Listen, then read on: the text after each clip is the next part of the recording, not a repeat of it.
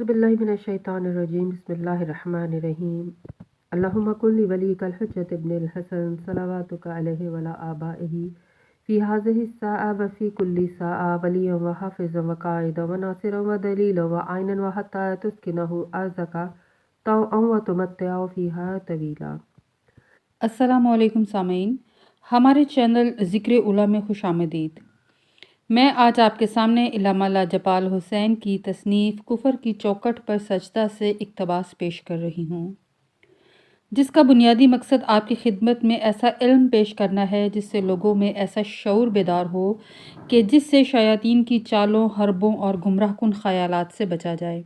अगर आप इस किताब का मुकम्मल मुताला करना चाहते हैं तो इस किताब की PDF को हमारी वेबसाइट www.idarakhatamulawliya.com से फ्री डाउनलोड कर सकते हैं। हज़रत इब्राहीम अलैहिस्सलाम ने सरज़मीन मक्का के लिए क्या दुआ फरमाई? अल्लाह ने दुआ के जवाब में क्या फरमाया? मखलूक के 3 दर्जे कौन से हैं? किस दर्जे की मखलूक के गुमराह होने के इम्कानात ज़्यादा होते हैं? सूरह बकरा की आयत नंबर 126 में इरशाद रब्बुल इज़्ज़त है, जब इब्राहीम ने दुआ की, ए मेरे रब, इसको शहर बना दे अमन वाला और इसके बाशिंदों में से जो अल्लाह और आखिरत पर ईमान लाए उन्हें फलों का रिज़्क़ अता फरमा। अल्लाह ने फरमाया, और जो कुफ्र करेगा मैं उसे थोड़ी मुद्दत तक फ़ायदा उठाने की मोहलत दूंगा, फिर मैं घेर कर उसे दोज़ख के अज़ाब की तरफ धकेलूंगा और वो बहुत ही बुरा ठिकाना है। हज़रत इब्राहीम की दुआ को अल्लाह ने कुरान पाक में नकल फरमाया कि जिसके अंदर तवाफ़ करने वाले और नमाजी लोग खाना मुक़द्दस में आते रहेंगे। कुछ खाना काबा में इबादत के लिए वक्ती क़याम करेंगे और कुछ लोग मुस्तकिल तौर पर यहाँ रिहाइश पजीर हो जाएंगे। इस तरह ये सरज़मीन जो बंजर पहाड़ों के दरमियान है, जहाँ पानी और सब्ज़े का फुकदान है, एक छोटी सी बस्ती की शक्ल इख्तियार कर लेगी। इस दुआए करीमा में हज़रत इब्राहीम ने इस ज़मीन को एक शहर की सूरत बनाने की अल्लाह से दुआ फरमाई, ऐसा शहर जो पुरअमन हो।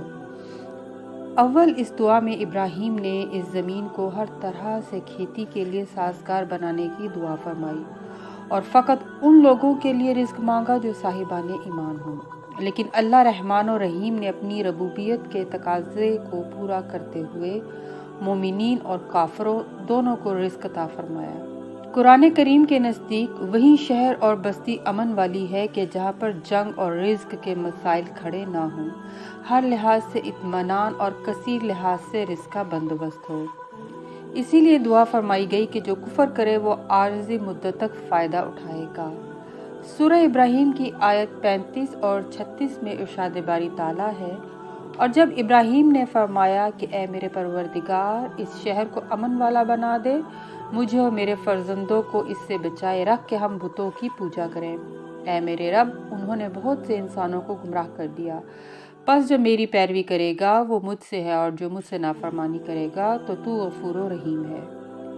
इमाम जाफ़र सादिक अलैहिस्सलाम ने फरमाया कि अल्लाह ने नबियों को उनकी नबूवत पर पैदा किया और औसिया को उनकी वसीयतों पर, बस वो मुर्तद नहीं हुए, और बाज़ मोमिनों को ईमान पर पैदा किया और वो मुर्तद नहीं हुए, और बाज़ को आरियती ईमान दिया गया।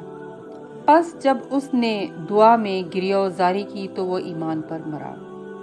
यानी इस हदीस पाक में अल्लाह ने 3 दर्जे की मखलूक के बारे में इरशाद फरमाया और हर एक की असले आला और हकीकत इल्लत ऊला जो मकसद तख्लीक है उसको वाज़ेह तौर पर बयान किया।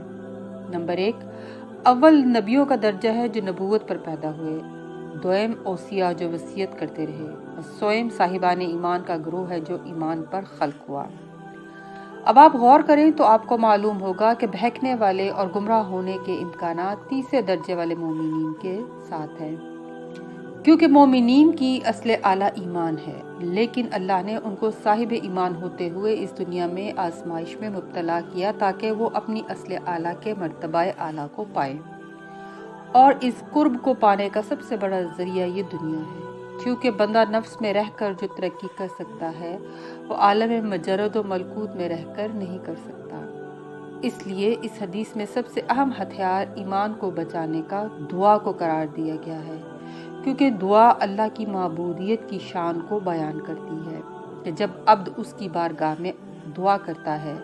لیکن کیا ہی خوبصورت بات ہے کہ انسان عالم مادہ میں رہ کر مادی چیزوں کو نہ مانگتے ہوئے اپنے اصل اعلیٰ کا قرب دعا میں مانگے، کیونکہ شیاطین تو اس دنیا کو پسند کرتے ہیں جو انسان کا در ایمان پر جانے کا ہر راستہ بند کرنے کی کوشش میں ہیں تاکہ دروازہ کفر پر لے جائیں۔ اسی لیے دل میں کجی کا پیدا ہونا شیطان کی کامیابی ہے، تو ایمان کی روشنی زائل ہو جاتی ہے۔ ہر بات کا دار و مدار انسانی عمل پر منحصر ہے، کیونکہ استحقاق توفیق صاحبان ایمان کو عطا ہوتی ہے۔ اگر آپ کو نیک اعمال کرنے کی توفیق اللہ عطا فرماتا ہے تو جان لے کہ وہ آپ کے دل کی کجی کو دور کرنا چاہتا ہے، اور جہاں اس توفیق کا ملنا بند ہو جائے وہاں انسان متزلزل ہو جاتا ہے۔